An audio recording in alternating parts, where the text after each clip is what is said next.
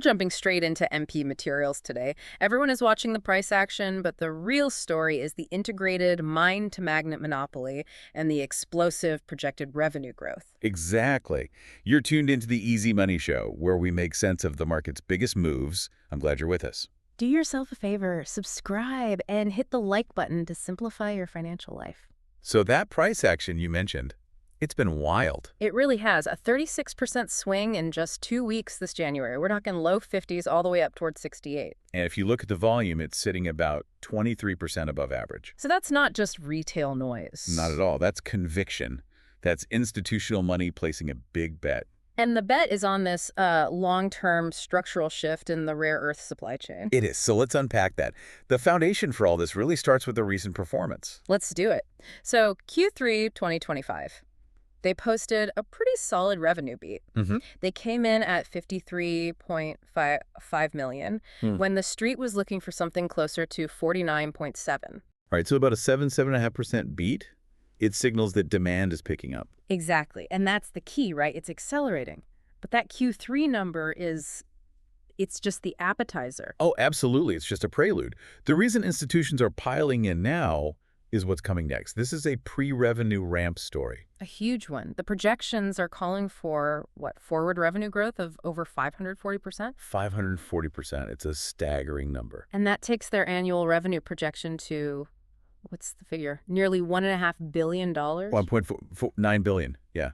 It's a massive jump. So what drives that? I mean, how do you get from 50-something million a quarter to $1.5 billion annually? It's all about the integration.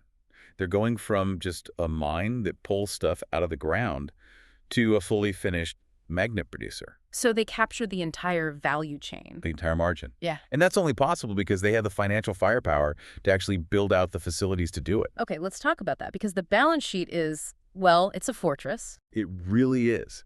They are sitting on $1.9 billion in cash and equivalents. That is an enormous amount of dry powder. It gives them a huge runway. We're talking, 18 months, maybe even 2 years, where they don't have to go back to the market for more money. No shareholder dilution. Exactly. It's a massive advantage when you're in the middle of a huge construction and expansion project.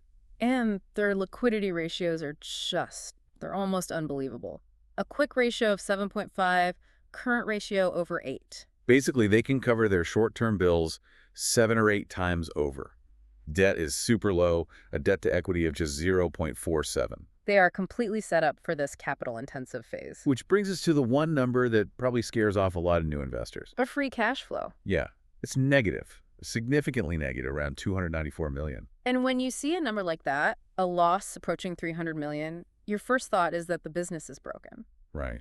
How do you know this isn't just, bad management? That's the critical question. But if you dig into what's happening, this isn't a bug, it's a feature. That negative number is a direct result of their strategy. It reflects the $885 million they've been investing in capital projects. Exactly. They are spending that money right now to build out that integrated supply chain. You have to spend the money before you can make the money. It's like building a factory. You don't get any revenue until the doors are open and the assembly line is running. That's the perfect analogy. Yeah. And the path to positive cash flow is actually pretty clear. Projections show it recovering and swinging to a surplus of $436 million by 2030. Wow. So from burning almost $300 million to generating over $400 million. That swing is the entire thesis. That's what everyone is betting on. Okay, but a big future revenue number doesn't mean anything if a competitor can just show up and do the same thing. What protects them? What's the moat? It's multi-layered. There are 3 distinct layers here. Layer 1 is the vertical integration itself. Right. They're the only fully integrated mine-to-magnet producer in the United States. They control everything, from the Mountain Pass mine all the way to the finished product. And that's so critical because that middle step, the separation of the rare earths, it's incredibly difficult. It is, and by owning it, they guarantee a reliable domestic supply chain. They sidestep all the geopolitical risks. Okay, so that's layer 1. What's layer 2? Government and corporate backing. These aren't just normal contracts. They're strategic long-term partnerships. Let's talk about those. First, the Department of Defense. This is a huge one.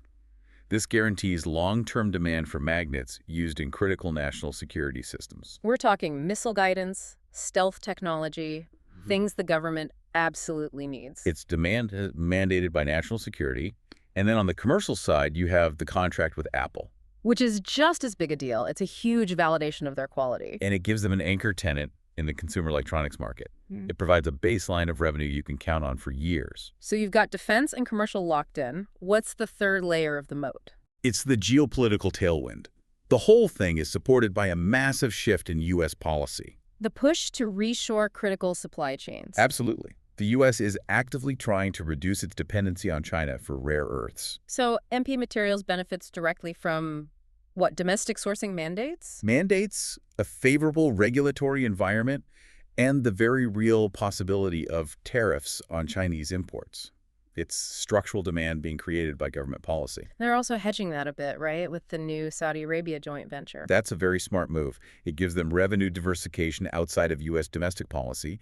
It hedges against the very risks we should probably talk about now. Let's do it. Let's flip the coin. If the bull case is that strong, what could go wrong? Well, the biggest, most immediate red flag is just the valuation. It's incredibly high. The stock is trading at a price to sales of 48. 48.6, yeah.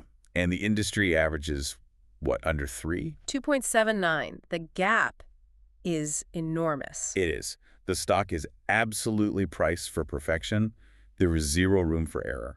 And they're still losing money. A negative 50% net margin. Right. So if they miss that 540% revenue target, or if profitability gets pushed out past 2027, that premium valuation could just vanish. The stock is incredibly vulnerable to any kind of operational slip-up. It is, but there is a fascinating counterpoint here. The discounted cash flow models? Exactly. Some DCF analysis suggests the stock might actually be undervalued, with a fair value closer to $117. So what does that discrepancy tell you? It tells me the market has already baked in a huge amount of execution risk. Investors are essentially saying, we know this is hard. We don't think you'll hit 100% of your projections. But even if you hit 60 or 70%, it's still worth more than it is today. That's a really interesting way to look at it. Okay, what's the next big risk? Geopolitical policy reversal. The whole thesis leans heavily on continued U.S. government support. So a new administration, a change in foreign policy, that could pull the rug out from under them. It could, theoretically. It's a real political risk. But you have to weigh that against the fact that those DoD and Apple contracts are multi-year deals. They provide some stability. And the global trend of decoupling critical supply chains. That's a long-term shift, not a short-term political fad. And again, that's where the Saudi deal provides a bit of a buffer. Precisely. Now, one more thing we should address is insider selling. Right. The CEO sold a pretty big chunk of shares in early January, about $19 million worth. Which, on the surface, can look pretty bad. It makes people nervous. If the person in charge is selling, why should I be buying? This is where you have to understand the mechanics. That sale was done under a Rule 10b5-1 plan. So it was pre-scheduled. Months, maybe even a year in advance. Mm. The decision to sell wasn't made in January when the price was high. It was made long before. It's non-discretionary. So it's not a signal of panic, it's just routine portfolio management. Almost certainly for tax planning or rebalancing, it changes that data point from a major negative signal to basically a non-event. That's a crucial clarification. Okay, so looking ahead, what are the key events in the next, say, 30 to 90 days that people should be watching? The first one is earnings, coming up in late February for Q4 2025. And after the Q3 beat, everyone's going to be looking for that acceleration to continue. They will be. Yeah. But the two key metrics to watch, beyond just the top-line number, are gross margin expansion. To see if their cost structure is improving with scale. Exactly. And the production volume guidance for the full year of 2026. That guidance will tell us how fast that new integrated facility is really coming online. Okay, what's next? The second is a potential tariff catalyst. It's speculative, but there's a high probability of the U.S. putting new tariffs on Chinese rare earths sometime in Q1. And that would be a massive tailwind for MP Materials. It would instantly make their domestic product more competitive. A huge positive catalyst. And finally, you just need to watch for execution milestones. Cold, hard proof that they're delivering. Yes. Keep an eye on the ramp-up of those Department of Defense magnet deliveries through the first half of the year. Successful, on-time delivery proves the investment is working. So when you put it all together, the bull and the bear case, what's the takeaway? This is a structural play. You need a long-term horizon. We're talking 12 to 24 months at least. It's a high-conviction bet on domestic manufacturing and, frankly, resource nationalism. It is. You have the critical domestic producer, a ton of cash, and favorable sentiment. The consensus price target is around $78, $79. So about 23–24% upside from here. It's really an infrastructure play disguised as a materials company. So here's a final thought for you to ponder. Right now, you see a company that is burning cash. But that's a necessary step to deploy that $885 million in capital. The real question is, how dramatic will the cash conversion be when that investment is fully utilized? When they flip the switch from capital sink to cash flow machine, That transformation from a negative free cash flow company to that projected $436 million surplus by 2030, that is the inflection point everyone is watching, and it's what will define this company for the next decade.